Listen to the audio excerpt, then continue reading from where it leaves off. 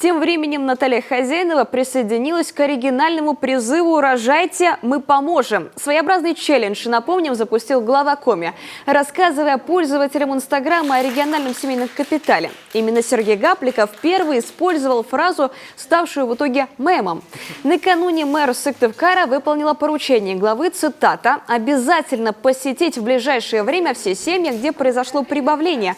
Персональное поздравление получила семья Брусенцевых, которая в момент визита мэра как раз выписывалась. Позвольте мне от имени главы Республики Коми Сергея Анатольевича Гапликова вручить вам сертификат на материнский капитал. Я думаю, что это будет хорошим подспорьем и хорошая поддержка при рождении ребенка. Ну и хочу вам сказать, по сложившейся традиции в Республике Коми, рожайте еще. Мы вам поможем.